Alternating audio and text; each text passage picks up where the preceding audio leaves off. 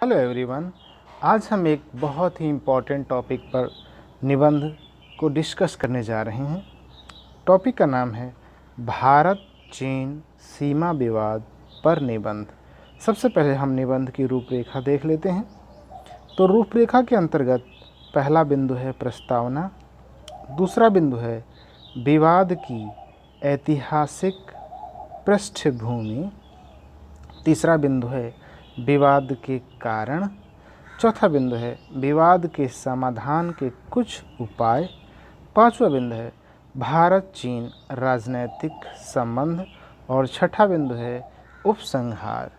तो इन 6 बिंदुओं के अंतर्गत हम अपने इस पूरे निबंध को कवर करने वाले हैं। अगर निबंध आपको पसंद आए तो आप अपने परीक्षाओं में या अन्य जगह इसको प्रयोग कर सकते हैं, यूज कर सकते हैं। और हमारे इस वीडियो को लाइक ज़रूर करिएगा, शेयर करिएगा और हमारे चैनल को सब्सक्राइब ज़रूर कर लीजिएगा।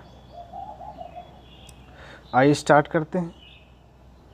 भारत व चीन विश्व की 2 उभरती हुई महाशक्तियां हैं। यह दोनों देश पूर्णतः एशिया महाद्वीप में स्थित हैं। चीन में जहां चीन तुल्य जलवायु पाई जाती है, वहीं भारत में मानसूनी जलवायु पाई जाती है। दोनों ही देश कृषि प्रधान देश हैं तथा अधिकांश जनता ग्रामीण क्षेत्रों में निवास करती है। भौगोलिक रूप से दोनों एक दूसरे से एक लंबी सीमा रेखा साझा करते हैं। चीन में जहां साम्यवादी शासन है, वहीं भारत एक गणतंत्र देश है। सैनिक क्षमता के आधार पर चीन भारत से अधिक सक्षम है, किंतु भारत ने भी वर्तमान में अपनी सेना को आधुनिकतम हथियारों से लैस कर लिया है। आगे देखते हैं। भारत व चीन के मध्य प्राचीन काल से ही सांस्कृतिक व आर्थिक संबंध रहे हैं। नालंदा व तक्षशिला विश्वविद्यालय चीन के लोगों में सदैव आकर्षण का केंद्र रहे हैं। भारत की जमी से ही बौद्ध धर्म चीन तक पहुंचा। 1949 में चीन की स्थापना के बाद वह सदैव भारत के पंचशील सिद्धांतों का समर्थक रहा, परंतु 1962 में उसने भारत पर आक्रमण करके विश्वासघात किया।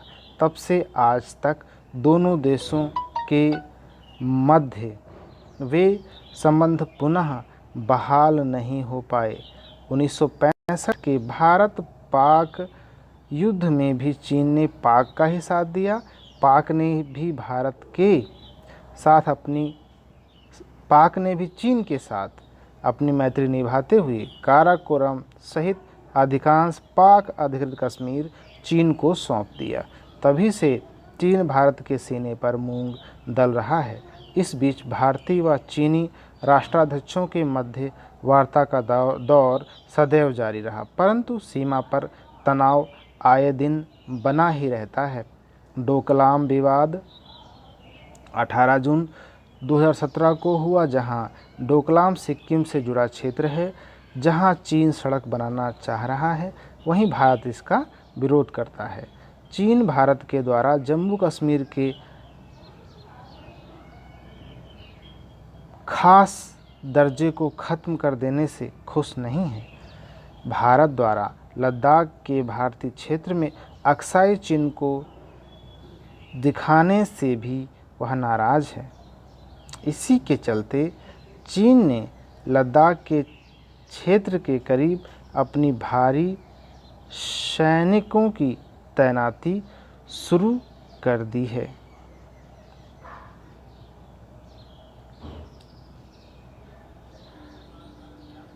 पिछले 2 महीने से लद्दाख के गलवान घाटी में भारत व चीन के बीच लगातार तनाव बना हुआ है। 15 जून 2020 की रात दोनों देशों के सेनाओं के बीच हुई हिंसक झड़प में भारत के 20 जवान शहीद हो गए थे। गलवान घाटी लद्दाख को अक्साई चीन से अलग करती है। गलवान नदी में दोनों देशों के सैनिक लगातार गश्त करते हैं। गलवान घाटी में भारत सड़क बना रहा है। जिसका चीन लगातार विरोध करता चला आ रहा है, जबकि चीन पहले ही वहां अनेक प्रकार से सैन्य निर्माण कर चुका है। 1962 के युद्ध की नींव गलवान घाटी में ही रखी गई थी। वास्तव में इन विवादों की असली वजह दोनों देशों द्वारा एक ही सीमा रेखा को न तय कर पाना है।